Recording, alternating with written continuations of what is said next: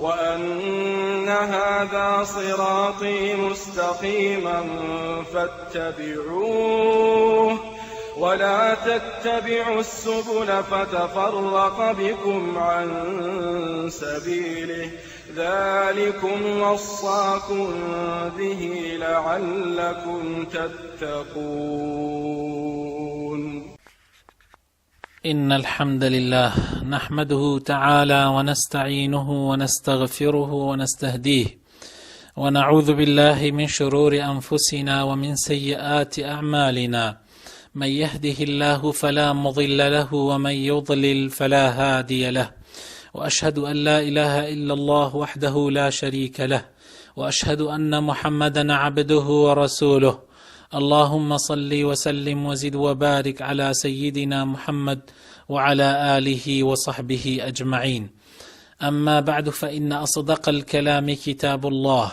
وخير الهدي هدي محمد صلى الله عليه وسلم، وشر الأمور محدثاتها، وكل محدثة بدعة، وكل بدعة ضلالة، وكل ضلالة في النار. بیسەرانی خۆشەویست، خوشک و برا ئازیزەکانم، پێخۆشحاڵم لە حەڵقەیەکی نوێی بەرنامەی ڕاستکردنەوەی چەمکەکانە دێمەوە خزمەتی بەڕێستان. لە حەڵقەی ئەمڕۆمانە باسی بابەتێکی تر لە بابەتە خلافیەکانەکەینەوەی کە زانایان تایە جیاوازیان هەیە، تاوەکو بە جوانی بۆمان ڕوون ببێتەوە کە مەسائلە خلافیەکان، خلافیات یان جیاوازی لە مەسائلە فەرعیەکانە دروستە و ئیجتیهاد تایە دروستە و کەس ناتوانێت لەو بابەتانە کەسانی بەرامبەری خۆی، ئەوانەی کە ڕەیەکی جیاوازیان هەیە لە بەرامبەری خۆی، بە مبتەدیعیان لە قەڵەم بدا، بە دەرچوویان لە قەڵەم بدا خوانە خواست لە ئیسلام. ئەوە شتێکە بە هیچ شێوەیەک لە ناو زانایانی ئیسلامە نەبووە لە قەدیمە. ئەوەشی کە ئەمڕۆ ڕوئەدا لە نێوانی مسلمانانە کەوا لەسەر مەسائلە خلافیەکان یەکتەری بە مبتەدیع بگرە، جاری وا هەیە خواپەنامان بدا، بە دەرچوو لە ئیسلام لە قەڵەم بدەن. ئەمە شتێکی تازە و نوێیە. بەڕاستی ئەتوانی بڵێ ئەمەیە بیدعە کە پێغەمبەر فەرمێ صلی الله عليه وسلم كل بدعة ضلالة. ئەمەیە بیدعە کە بۆچوونت ئەم بۆچوونانە بیدعن لەسەر ئیسلام، لەسەر سەلەف، لەسەر پێشینانی ئیسلام لە سەحابە و تابعی و تابعی تابعی. خۆشەویستەکانم، مەسئلەی ئەمڕۆ کە عەرزتان یەکەم مەسئلەیەکی ترە لە بابی تەهارەیە دەربارەی ئەو شتانەی کە دەستنوێژ ئەشکێنن، کە ئەویش دەستلێدانی پیاو لە عەورەتی خۆی. یعنی کەسێک ئەگەر دەست لە عەورەتی خۆی بدا بەدەستی، ئایا دەستنوێژی ئەشکێ یا دەستنوێژی ناشکێ؟ ئەم مەسئلەیە کە زانایانی ئیسلام تایە جیاوازن. بە غەیری دەست، ئەگەر یعنی غەیری دەست لە ئەندامەکانی تری لاشت لە عەورەتت بدا، واتە لە پاش و پێشت بدا، هەموو زانایانی ئیسلام متفقن کە دەستنوێژی پێ ناشکێت، تەنها دەست نەبێ. لە مەسئلەی دەستە زانایان جیاوازن. لە مەسئلەی دەستە زانایان جیاوازن بۆ دوو قەولی سەرەکی، کە ئەو دوو قەولە قەولی تریشی لێ ئەبێتەوە وەکو باسیەکەین. زانایانمان جیاوازن بۆ دوو ڕەئی، دوو بۆچوون. بۆچوونی یەکەم ئەڵێ هەر کەسێ دەست لە زەکەری خۆی بدا، دەست لە پاش و پێشی خۆی بدا لە فەرجی بەگشتی، دەستنوێژی بەتاڵ ئەبێتەوە. ئەمە ڕیوایەت کراوە لە ئیمامی عومەری بنی خەتابەوە، لە سەعدی بنی ئەبی وەقاسەوە، لە ئەبوو هورەیرەوە، لە ئیبن عومەرەوە، لە عەبدوڵڵای کوڕی عەمری کوڕی عاسەوە، لە ئەبوو ئەیوبی ئەنساریەوە، لە زەیدی بنی ثابتەوە، لە جابری کوڕی عەبدوڵڵاوە، لە عایشەی خێزانی پێغەمبەر، حەبیبەی خێزانی پێغەمبەر، بوسرەی کچی سەفوانی سەحابیەی پێغەمبەر صلی الله عليه وسلم. ئەمانە هەمووی سەحابە بوون کە باسیانمان کرد. هەروەها ئاڕائی هەندێک لە تابعینیشی لەسرە، وەکو مەکحول، سەعیدی کوڕی مسەیەب، عەطا، مجاهید، عروە، سولەیمانی بن یەسار، زوهری، یحیای بری ئەبی کەثیر، و هەروەها شعبی و ئەبوو العالیە و ئەوزاعی و لەیث. ئەمانش ڕەیان لەسەر ئەوەیە کە دەست لێدانی عەورەت دەست نوێژ ئەشکێنێ، یعنی پاش و پێش. وهروها رأي مشهور إمام مالكش لسر أمية، يعني رأي مشهور لمذهب إمام مالك لسر أمية، والرأي إمام شافعيش وكواهر كسي بناولب دست للذكر بدا دست نيوجي أشكي دهروها ئەحمەدیش لە مەذهبی سەرەکی بۆچوونی ئەحمەدە با بڵێن کە پێ وترێ مەذهب ئەویش هەر لەسەر ئەم بۆچوونەیە و هەروەها ڕەئی داوودی ظاهری و ئیبن حەزمی ظاهریشی لەسەرە. بە هەمان شێوە قەولێکی تریشمان لە پێش لە بەرامبەر ئەم قەولە هەیە کە ئەڵێت هەر کەسێ دەست لە زەکەری بدا دەستنوێژی ناشکێ، هەروەها لە پاشیشی طبعاً پاش و پێش. ئەمەش ڕەئی کۆمەڵێک لە سەحابەیە وەکو عەلی کوڕی ئەبی طالب خوای لێ ڕازی بێ و هەروەها ئیبن مەسعود و عەماری کوڕی یاسر و ئیبن عەباس و حوذەیفە و عیمرانی بنی حوسەین و ئەبی دەردە خوایان لێ ڕازی بێ و هەروەها لە تابعینی قەولیش سەعیدی کوڕی جوبەیرە، طاووس، نەخعی، حەسەنی بنی حویەی و هەروەها شوريك وابن المبارك ويحيى بن معين وحسن بصري وقتادة وثوري وبوچوني أبو حنيفش بولاي أمشكاوتوا وهروها قولك لمالكي شوا هاتوا والرواياتكش لأحمدوا وابن المنذير أميها البجاردوا وابن تيميش أميها البجاردوا و ئەبینی يعني طبعا هەردوو کەفەی هەردوو بۆچوونەکە لە سەحابە و لە تابعین هاو سەنگن يعني وهروها لە زانایانیش يعني توانی بڵێ قەولەکان زۆر هەردوو وەکو بڵێ ئەگەر تەماشای سەحابە بکەی و تابعی بکەی و عولەما گەورەکان و ئیمامەکان بکەی يعني تقریبا هاو سەنگی یەکن. ئێستا ڕۆینە سەر بەڵگەکانیان بزان بەڵگەی ئەوانەی کە ئەڵێن دەست نوێژ ئەشکێ بە دەست لێدانی عەورەت يعني واتا پاش و پێش کاتی ئەڵێن عەورەت مەبەستمان پاش و پێشە، مەبەستمان هەموو عەورەت نییە، پاش و پێش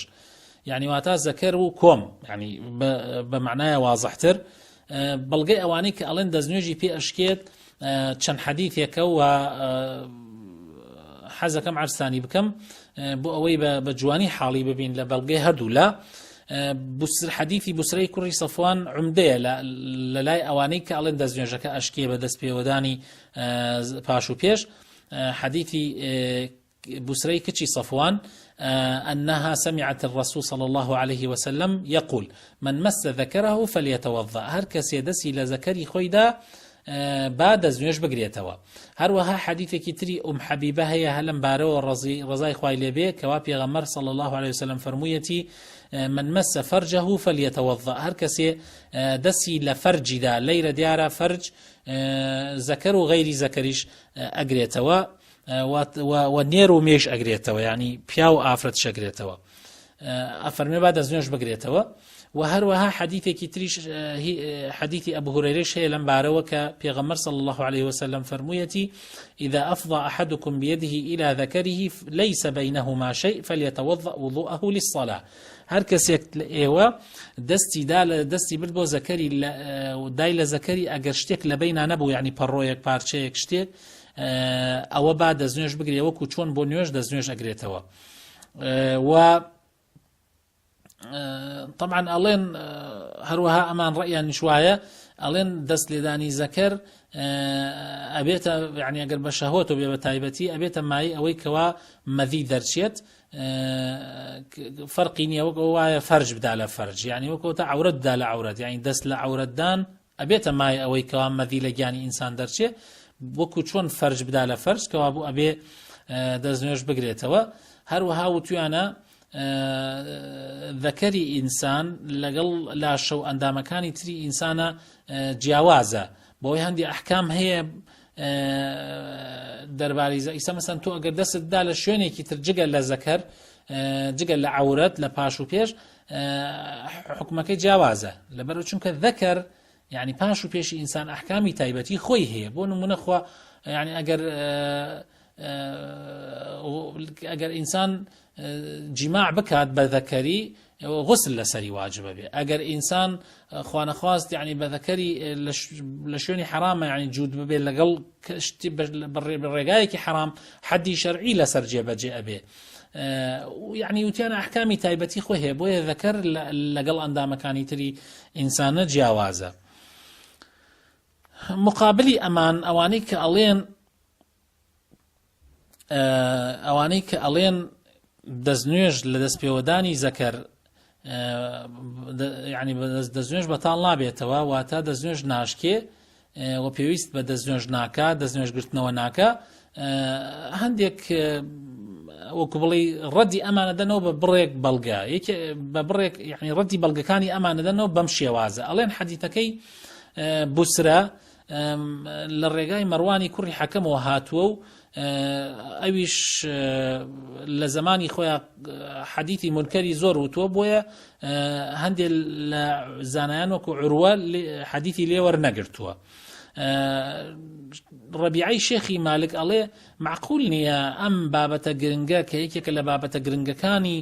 نوێژ یعنی مەسەلەی تەهارە و نوێژ یەکێکە لە مەسائلە گرنگەکانی ئیسلام معقول نییە لەناو هەموو سەحابەکانی پێغەمبەر صلی الله علیه وسلم ئافرەتێک خەڵسێ بەگێڕانەوە ئەم حەدیثە ئەو هەموو سەحابە هیچیان نانوتوێ ئافرەتێک ئەم حەدیثە بگێڕێتەوە بۆیە ئەم حەدیثە وەرناگرم یعنی وتوێتی یعنی شایەتی بوسرە یعنی حەدیثەکەی بوسرە وەرناگرم و شایەتی قبول ناکەم. ئیبن معین وتوێتی لەبارەی دەستلێدانی زەکەر کە دەستنوێژ ئەشکێنێ هیچ حەدیثێکی صحیحمان لەو بارەوە نەهاتووە. ابن وهب لە مالکەوە ئیگەڕێتەوە کەوا وتوێتی ئەن الوضوء من مس الذكر سنة وتێتی دەستنوێژگرتنەوە لە دەستلێدانی عورەت سنەتە فكيف يصح عنده هذا الحديث ثم يستجيز هذا القول يعني الله ديارة أم حديثة بصحيح نازاني أجينا واي نأود وهروها وتيانا أم مسائلانا لما مسائل جوركاني لو مسائلانا هەموو کەس يعني توش يبي لەژ يعني خۆ يعني مما تعم به البلوى يعني بەڵاکەی عامە يعني زۆر کەس ئیبتیلا ئەبێ پێوە یان توانین بڵێ هەموو کەسێک ئیبتیلا ئەبێتەوە پێوە چۆن بە حەدیثێک يعني وەکو ڕیوایەت کراوە کە حەدیثەکە زۆر مەشهور نییە و لە صحیحەینا ناتوە لە بوخاری مسلمە بۆیە قبولی ناکەن. هەندێک لە سەحابە ئینکاری ئەمەیان کردووە وەکو عەلی بن مەسعود وەکو باسیەکەین يعني وتویانە هەروەها وتویانە ئەمە مخالفی ئیجماعی سەحابە یعنی سەحابە ئیجماعیان کردووە بە خلافی ئەمەوە. هەروەها وتویانە ئەگەر هەم حەدیثە صحیحیش بێ حەدیثەکەی بوسرە ئەمە بەس پێی ئەوەیە کە ئینسان ئەگەر دەستی دای لە عورەتی دەستی بشۆرێ نەک دەستنوێژ بگرێتەوە چونکە وتویانە یعنی دیارە عورەت ئەو کاتە بە تایبەتی بە بەرد خەڵک خۆی پاکوە کردوێتەوە وتویانە ینی پیسیەکی پێوە ماوە بۆیە دەست لێدا ینی بۆ پاکێتی دەست بشۆری وا لەیکیان داوەتۆن دێکەس ووتوشیانە هەروەها ئەم حەدیثە معارضە لەگەڵ حەدیثەکەی طلقی بنی علی وەکو ئێسە باسیەکەین. طبعا ئەم اعتراضانە لەسەر ئەم حەدیثەی بوسرە ئەو عالیمانەی کە ڕەئیان وایە دەستنوێژ ئەشکێ بە دەست لێدانی عورەت یان عورەت مەبەستن پێی پاش و پێش ڕەدی ئەم اعتراضاتانە ئەدەنەوە ئەڵێن ئێوە ئەڵێن مەروان حەدیثی لێوەرناگیرێ وان نییە چونکە مەروان عادلە و سەحابە کردیانتە ئیمامی خۆیان و هیچ کێشەیەک نییە و ئینکاری وەکو بڵێ ئینکارکردنی عروەیش یعنی معنای ئەوە ناگەێنێ کە ئەو عادل نییە و تویانیشە یعنی ئافرەت بەتەنیا ئەگەر حەدیث شایەتیە بگێڕێتەوە معنای ئەوە نییە قبول ناکرێ ئەگینا وا بوایە زۆر حەدیث کە تەنها یەک ئافرەت گێڕایەوە وەکو عایشە وەکو ئوم سەلەمە ئەمانە ئەو حەدیثانش نەبووە وەریان بگردایە کەوا بوو جگە لە ئەو سەحابەش یعنی ئەم حەدیثە يعني حديثي تريش هي كس آفرتي صحابي يكتن آفرتي كرايتي وريش يانجرتو حتى تناند أوانشي ك إنكاري أواكن خوش يان حديثي أمر قرتو كلا الرجاي تنيا آفرتي كشو جراوتوا هروها وتشانا كاتي ابن معين عليه حديث لو بارو حديثك صحيح نهاتوا قصكي نابجيه چونك ام حديث صحيحه وزورك لصحابه علين عفوا زورك لعلماء بصحيح انزاني وكو اوزاعي وشافعي واحمد وامانه هروها وتوشيانا اب حديثك بسره تنها بسره نيراوته بلكو بانزكس لبياو لافرد ام حديثان جراوتوك ام حبيبه وأبي هريرة وأرواي بنت أنس وعائشة وجابر وزيد بن خالد وعبد الله كري عمرو هروها سعد بن أبي وقاص كساني تريش وكو أم سلمة وابن عباس وابن عمر ونعمان بن بشير وأنس أبي كري كعب معاوية بن حيدة وقبيصيش رضاي خوالها ميان به وهروها وتيان اوان اوتيان حديثك مشهور نيه اما اتوانين بلين لبوني او هم صحابه جرايونتوا كبانز صحابا بلي حديثك مستفيض ومشهوريشا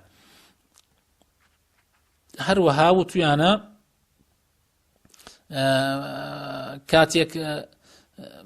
هەندێک کەسیان هەندێک سەحابە ئینکاری حەدیثەکەی بوسریان کردووە لەبەرەوەی پیان نەگەیشتووە وەکو بەڕاست بە صحیحی پیان نەگەیشتووە حەدیثەکەی تەڵقیان پێگەیشتووە بەڵام حەدیثەکەی بوسریان پێ نەگەیشتووە بۆیە ئەو قسەیانە کردووە و ئەوانەی کاڵێن ئیجماعی سەحابە لەسەر ئەوەیە کە لە دەست لێدانی عەورەت پاش و پێش دەستنوێژ ناشکێ ئەم مەسەلە ڕاست نییە و ئەوە کۆمەڵێکی زۆر لە سەحابەیە کە ناوێنمان برد ڕێیان وایە کە لە دەست پێوەدانی عەورەت واتە پاش و پێش دەستنوێژ ئەشکێ هەروەها حەدیثەکەی تەڵقیش کە ئەوان هێناوێنێتەوە کە ئێستا باسیش یەکەین ئینشاء الله تعالى کۆمەڵێک لە عولەما ڕەدیەکەنەوە حەدیثەکەی تەڵق و ئەڵێن بە قەوەت نییە و بەهێز نییە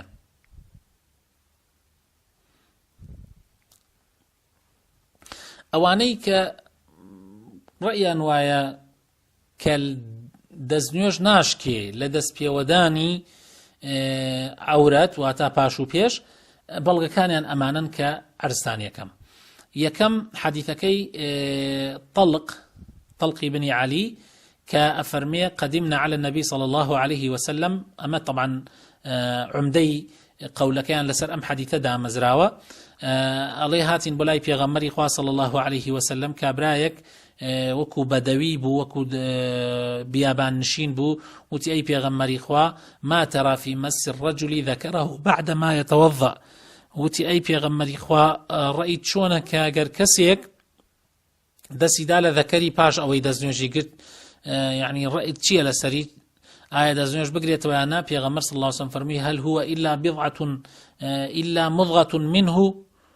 يعني للرواياتك فرمي بضعة منه بيغمر فرمي أو تنيا بش أو تنها وكبلي بشيك لأخوي جزئك لا شيء يتري يعني هيش تأثيرك ناكم قصكي بيغمر صلى الله عليه وسلم حديثك معنى يوايا كيعني دزنوج ناشكين دزنوج بطالناك هاتوا هروها حديثك أبي أمامشيان هناوتوا كوا بيابك برسالي لبيغمر كرت صلى الله عليه وسلم إني مسست ذكري وأنا أصلي دسم دال ذكرم لكاتك كنيوج ما كرت بيغمر فرمي لا بأس إنما هو حذية منك يعني بشك لخوت يعني هيجي تيانية هروها إجماع أهل علم متيرن كوا لسرأوي كهر كسيك دس بدال بميز يان بي سي يان خون دزنوجي ناشكي أي ذكري إنسان أو لا ترك دزنوج دسي لدي دزنوج ناشكيتوا جاء أما تقريبا أتواني بلي بلغة كانيانا لمقابلة أوانيك ألين دزنوج أشكي لدس بيوداني ذكر ولامي أمانا أدنو ولامي أم بلغانا أدنو ألين حديثكي طلق حديثك ضعيفة باتفاق محدثين و إمام بيهقي روني كردوتو لچن لايكوا وحديثكي ومنسوخش بوا يعني نسخ كراوتو بحديثكي بسرا چونك أبو هريرة لصالي حوت إيمانه هاوردو بلان طلقي كري علي لصالي يكي هجري هات خزمت بيغمر صلى الله عليه وسلم كاتك بيغمري خواه صلى الله عليه وسلم مزقوتكي بناء كرد بلام أبو هريرة لصالي حوتي كوچيات خزمت بيغمر صلى الله عليه وسلم يعني ما بس يعني طلق کە حەدیثەکەی گێڕاوەتەوە پێشتر ئیمانی هاوردە بەڵام ئەبوو هورەیرە کە حەدیثەکەی تری گێڕاوەتەوە کە دەستنوێژ لە دەست پێوەدانی زەکەر ئاشکیا ئەبوو هورەیرە ساڵی 7 وفاتی کردو معنای هینەکەی عەفوەن ئیمانی هێناوە معنای وایە حەدیثەکەی ئەبوو هورەیرە لە پاشەوە هاتووە و نسخی حەدیثەکەی تەڵقی کردوێتەوە یعنی حکمەکەی لا بردووە نسخ ئەوەیە کە ئەو حکمە لا ئەچێ بە حکمێکی تر هەروەها وتویانە حەدیثەکەی تەڵق مەبەست پێی دەستلێدانی زەکەرە لەبان کەلوپەلەوە لەبان جلوبەرگەوە چونکە ئەو کابرا ئەڵێ من لە ناو نوێژا بووم دەسمدا لە زەکەر لە ناو نوێژا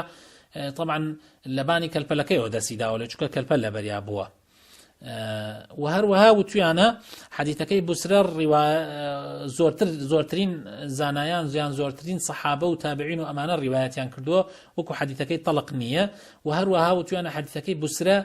زیاتر احتیاطی تایە بۆ عیبادەت ئینسان ئەبێ لە عیبادەت یا احتیاطێکی زیاتر بکە حەدیثەکەی بوسرە زیاتر احتیاطی تایە یعنی ئینسان ئەگەر دەسیدا لە زەکەری دەستنوێژ بگرێتەوە احتیاطە یعنی احتیاطێکی زیاتری کردو بۆ خۆی هەروەها وتوانە حەدیثەکەی جعفەری کوڕی زوبەیر حەدیثێکی ضعیفە وەکو لە یعنی لە تەخریجیا باس کراوە ئەوانەشی کە ئەڵێن دەستنوێژ ناشکێ طبعا ئەڵێن وانە ئەڵێن ڕەدی ئەم وەکو بڵێ ئەم قەولانادنەوە حەدیثەکەی ئەڵێن حەدیثەکەی تەڵق حەدیثێکی ضعیف نییە یعنی عولەما ئیتیفاقیان نەکردووە لەسەر تضعيف أو حديثة بلكو طحاوي وابن حبان وابن حزم وأمانة حديثة كان تخريج كروتيان حديثك ورأجيري وعملي بيأكري هروها بلي أو حديثة نسخ بوا بحديثكي بسرى لبروي أبو هريرة درنگتر هاتو تخزمت پیغمبر صلی الله علیه و سلم ایمانی هاوردو اما هیچ بلغیک لسر اول نیه زور بیجار صحابیک درنگتریش هاتو بەڵام مرج نییە یعنی لەیەکێترەوە حەدیثەی گێڕاوەتەوە کە لە پێش خۆی ئیمانی هاوردە یعنی ئەو قسە نابێتە بەڵگە ئەوە نابێتە بەڵگە ئەمجا زۆری ڕیوایەتی حەدیثەکە ئەوانەی کە حەدیثەکەی بوسریان گێڕاوەتەوە زۆرترن ئەمەش لە بابی تەرجیحاتە عملی پێ ناکرێ چونکە هەردوو حەدیثەکە دائما حەدیثێک کە صحیح بێ بە غەلەبەی ظن صحیحە دەی هەردوو حەدیثەکە بە غەلەبەی ظن صحیحە وەرئەگیرێ چوار کەس شایەتی بدا لەسەری وەرئەگیرێ تەواوی تر کەوابوو یعنی ئەوەش نابێتە بەڵگە ئێستا ئێمە چی بکەین کام یعنی ڕەئی صحیحە یان کام ڕەئی ڕاجحە ئەوەی کە من عرسان یەکەم یعنی لەم بارەوە مەرج نییە یعنی وەکو بڵێ یەکلاکەرەوە بێ لە مەوزوعەکان وەکو من چەند جارێک ئەڵێم مەبەستی من یەکلاکردنەوەی بابەتەکان نییە من نامەوێت تەرجیحی لایەک بدەم بەسەر لایەکە یان قەولێ بدەم بەسەر قەولێکی ترا بەس من ئەمەوێ ئەوەندە بزانین ئێمە کە ئەم بابەتانە زانایانمان زۆر تایە ماندوو بوون یعنی کاتێک کە بابەتێکیان طرح کردووە مەسئلەیەکی شەرعیان ئیجتیهادیان کردو لە مەسئلەیەکی شەرعیە زۆر ماندوو بوون یعنی هەروە لە خۆیان و قسەیەکیان نەکردووە ئێمەش نابێت یعنی بە ئاسانی تەماشای ئەم مەوزوعە بکەین هەروە بە ئاسانی قرار بدەین بڵێن ئەمە ئەم مەوزوعە ئاواتانێ و هەر کەسێ مخالف ئەمە بێ ئەوە بیدعی کردویان وەکو بڵێ ڕەیەکەی غەڵەتە ئەوە بە ئاسانی بەڵکو ئەبێت تەماشا بکەین و ئەدیلەی هەموو ڕەیەکان بخوێنەوە لە هەر مەسئلەیەکە ئەبێ هەموو بەڵگەکان بزانین بە جوانی و ئەگەر توانامان هەبێ ئەبێ دراسەی بکەین ئەگەر تواناشمان هەبێ قسە نەکەین باشترە بڕۆینە خزمەتی عالمێک زانایەک ئەو لە مەوزوعەکەمان بۆ یەکلا بکاتەوە باشترە نەک لە خۆمان و قسە بکەین ئەوەی کە تەرجیح ئەکرێ لەم بارەوە یعنی لە ڕاستیە زانایان لەم مەسئلەیە زۆر مناقەشەیان کردووە و زۆر هەوڵیان داوە وەکو یعنی ئاماژەمان پێکرد کە هەر فەریقێ هەر کۆمەڵێک لەمانە بڕێ بەڵگەی بۆ خۆی هێناوەتەوە کە ئەو یعنی وەکو بڵێ بەڵگەکانی خۆی سەرخا بەسەر ئەوانی ترە بەڵام لەیرە ئەوەی کە من بە جوان ێزانم ئەوەیە کە اختیاری شیخ الإسلام ابن تيمية رحمه الله كهاتوه جمعي كردوه أم حديث نروشتوه حديثكي بسرة بخات كنار حديثكي طلق وربقري يعني حديثكي طلق بخات كنار وحديثكي بسرة وربقري بلكو هاتوه جمعي كردوه لنيواني أم أدلانا يعني بلغي هردو لاي جمع كردوه يعني أتواني يعني دائما أهل السنة والجماعة يكيك لا بنما سركي كان أوية يجمعون بين الأدلة في المسألة الواحدة إمت أجر بتوانين لو مسألة مو حديثة كان وربقرين وجمع بكين أو باشتر لو يكبروين يكي كان يعني هندي الأدلة كان بخينا كنار وهندي كي ترور بقرين جاهاتوا فرمويتي ابن تيمية فرمويتي دزنش قرتن لدس بيوداني ذكر سنة واجبنية وليك داوتوك أو أمريك أفرمي من مس ذكره فليتوضأ أو حملي كردو تسر استحباب چونك وتويتي تماشاي حديثكي تلقي كردو كابرا برسياري لبيغمر كرد صلى الله عليه وسلم ليرا بيغمر أفرمي أقر دستان دان لذكرتان دزنوش بقرنوال لوي أفرمي هر كسي دسي داي لذكري أفرمي بشيك لخوي كفرمويتي بشيك لخوت كوابو يعني أمام وكبلي قرينيك صارفة قرينيك هاتوا أو أمري أن أو وجوبا لأمركيها هي وجوبكي لا دا ولا وجوب بوتشي أمركيها لا دا ولا وجوب استحباب واتا يعني واجب نية إلا دزنيش بقريته بلكو سنته چونك ذكرت بشيك لخوت ابن عثيمين اشتأيدي أمي كردوا تأيدي قولكي شيخ ابن عثيمين تأيدي قولكي ابن تيمية كردوا رحمه الله وتويتي هل هو إلا بضعة منك أما أود رخاك ذكري يعني أتواني بلي ذكري إنسان بوكو قطعية كبشيك للاشت كوابو واجب نییە ئینسان بەڵام وەکو لاشەتیش نابێ بەکامەلی کەوابوو واجب نییە ئینسان دەستنوێژی لێ بگرێتەوە ئەگەر دەستی دا لە زەکەری بەڵکو سنەتە وفەرموویشیانە یعنی ئێمە بۆ ناڕۆین نەسخ بکەین یعنی بۆ نەهاتون بڵێن حەدیثەکەی بوسرە مثلا بخەنە کنار حەدیثەکەی تەڵق وەربگرن یا حەدیثەکەی تەڵق بخەنە کنار حەدیثەکەی بوسرە وەربگرن بۆ نەهاتون وایان کەوتیان لە حاڵەتێکە ئێمە نەسخەکەین حەدیثێکیان لا ئەدەین و بەس نەس منسوخ حسابەکەین ئەو حەدیثەکەی تر وەرەگرین لە کاتێکە ئەگەر جەمع نەکرێ بەڵام ئەم حەدیثە بە چەند ڕێگا جەمع کرێ بۆ نمونە ئەتوانرێ بوترێ حەدیثەکەی بوسرە قەزد پێی شهوته يعني اگر انسان طبعا الشيخ الباني رحمتي خوای لێ بێ ئەم شێوازە لە هینەکات بەم شێوازە تەرجیحی کردو فەرموویەتی حەدیثەکەی بوسرە کە ئەفەرمێ دەستنوێژ بگرەوە مەبەستی پێی ئەگەر بە شەهوەتەوە دەسیدا لە زەکەری بەڵام حەدیثەکەی تەڵق بۆ غەیرە شەهوەتە ئەگەر شەهوەت نەبوو يعني کاتێک ئینسان واجبە دەسیدا لە زەکەری دەستنوێژ بگرێتەوە ئەگەر بە شەهوەتەوە دەسیدا لێ حەدیثەکەی تەڵق بۆ ئەو کاتەیە ئەگەر بە شەهوەتەوە نەبێ ئەمە ئیبن تەیمیە عەفوەن شێخ ئەلبانی وا ئەمەی لە یەک داوەتەوە و بە شێوازێکی تریش جەمع کرێ کە بڵێن حەدیثەکەی بوسرە بۆ سنەتە و حەدیثەکەی تەڵقیش مەبەست پێی پرسیار بۆ لەسەر واجب بوون پێغەمبەر صلی الله علیه و سلم فەرموویەتی واجب نییە بەڵام لەولاوە فەرموویشێتی لە حەدیثەکەی بوسرە فەرموویەتی بگرنەوە یعنی وەکو سنەتێک بگرنەوە ئەمەش بۆچوونی کێ ئەم بۆچوونی هەڵبژاردووە کە حەملی کردوتە سەر سنەت و تێتی سنەتە ئەگەر دەست دای لە زەکەرت دەستنوێژ بگریتەوە ئەمە ئیبن تەیمیە و هەروەها ئیبن عوثەیمینیش ڕەحمەتی خوایان لەسەر بێ بەم شێوازە عولەمایان یان زانایان هاتوون تەرجیحی ئەم دوو قەولەیان داوە داواکارم خوای گەورە بۆ خاتن ناوەجوانەکانی خۆی لەو کەسانەمان بگێڕێ کە گوێ ئەگرن بۆ قەولی عولەما و شوێنی باشترین قەولیان ئەکەون و لەو کەسانەمان بگێڕێ کە